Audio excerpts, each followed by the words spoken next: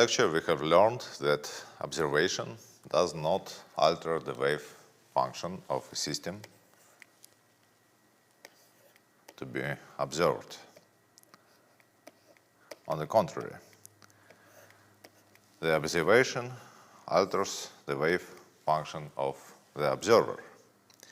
And actually, the observation process is the process of recording of information about the system into the state of the observer. If after observation the state of the observer is not changed, then there was no observation.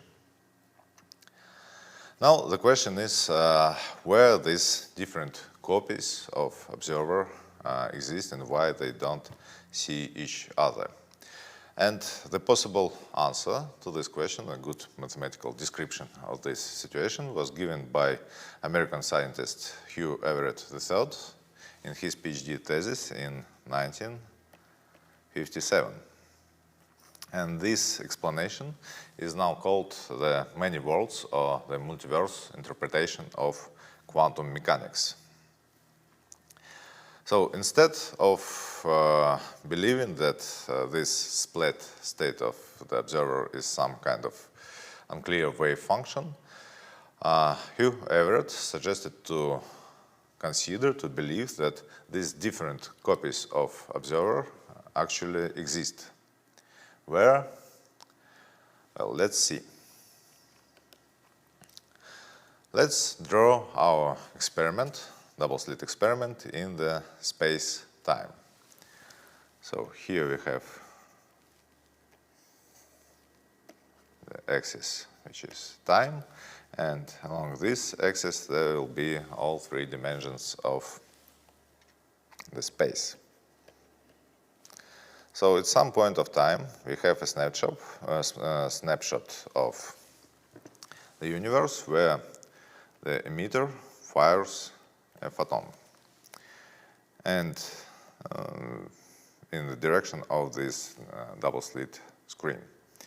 And here in this point of time we have many possible different ways of this photon according to Heisenberg's uncertainty principle because of this widening spot of light.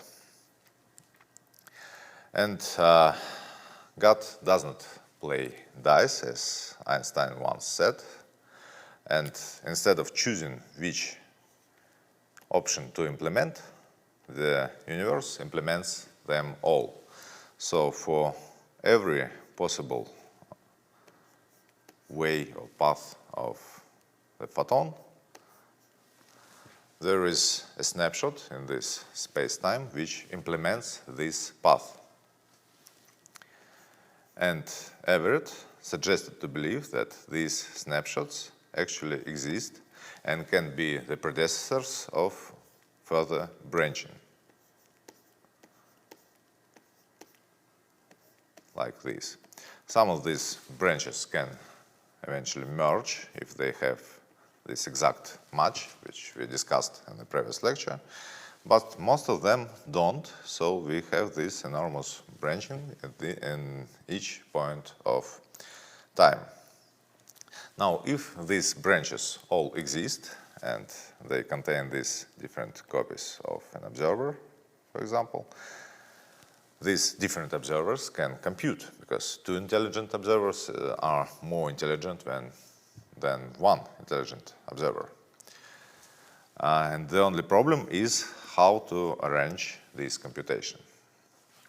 As we have so many different copies of a computer, of a computational system, then of course we want to employ it and to solve maybe different tasks of some problem. And to implement this branching, actually implementing this branching is not very hard.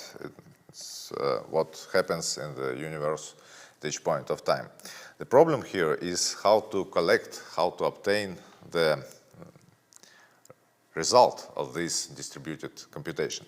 Because if V, that's V somewhere here, if we observe the system, then we immediately occur at some branch. So we entangle with our measurement result, with our measurement outcome. We record information in ourselves, so our wave function splits, and now subjectively we observe only one branch of this enormous computer. And this is what all quantum computing is about. First, we have to build a highly isolated system. Because if the system is not as isolated, if someone looks inside of this system, then the system becomes wider, and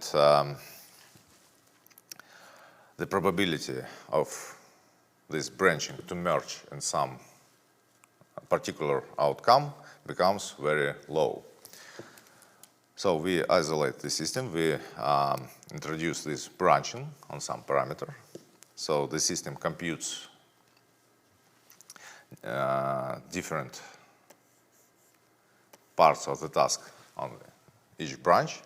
And after that, we have somehow make this system to interfere, and we want to read the result from the type of this interference. And this is why these quantum computers and actually all quantum systems are so hard to model. Imagine if we have only 1,000, for example, of particles, each branching in, for example, 2 directions, then we have this number of possible branches, which is something like a number with 30 zeros. Imagine someone asks you to emulate this on a classical computer. So this is why this quantum computing is so complicated and so effective, so powerful. In the next week, we are going to understand mathematically how this branching is implemented, actually, and we are going to learn the mathematical model of quantum computer and of quantum data and quantum algorithms. And this lecture is over, so thank you for your attention, and I hope to see you next week.